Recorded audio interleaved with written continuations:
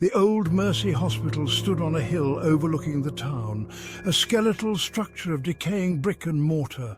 Vines like grasping claws crawled up its walls. Windows like vacant eyes stared out blindly. The town below whispered of its dark history, a place where hope went to die. The air grew heavy as you approached the rusted gates. A chill wind whistled through the broken panes, carrying with it the scent of decay and the faintest hint of antiseptic. A grim reminder of the building's past. The town had long since abandoned Mercy Hospital, leaving it to the whispers and shadows. And something else, something that watched, something that waited. The first sign was always the laughter. A child's laughter, high and clear, echoing through the empty corridors. It was a cruel trick of the wind, or so the locals would say. Then came the whispers, faint at first, barely audible, growing louder, more insistent. Words without form or meaning, yet they sent shivers down your spine.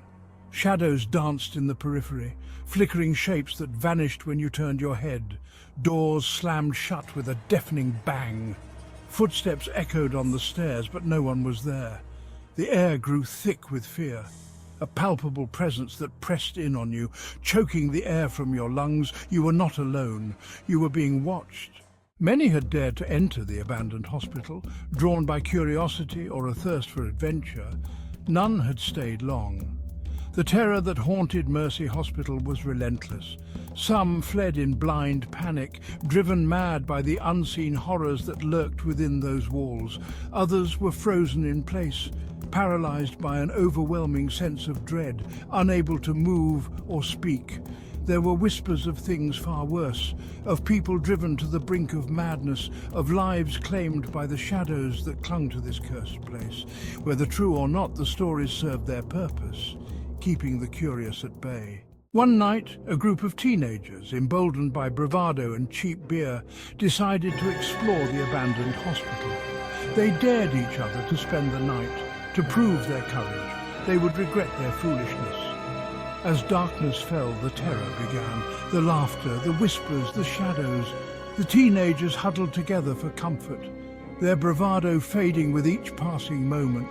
Then one of them saw it, a face in the window. A child's face, pale and drawn, staring at them with eyes filled with a sorrow beyond years. The teenagers screamed. They scrambled to their feet and ran. They didn't stop running until they reached the safety of the town below. The truth of Mercy Hospital was far more tragic than any ghost story.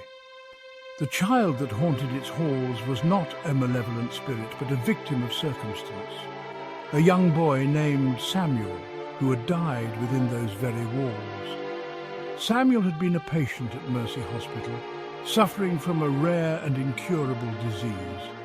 He spent his days confined to his room, his only companions, the nurses and doctors who cared for him, and a worn teddy bear, his constant companion. One day Samuel's frail body finally succumbed to his illness. His spirit, unable to find peace, remained trapped within the walls that had been his prison.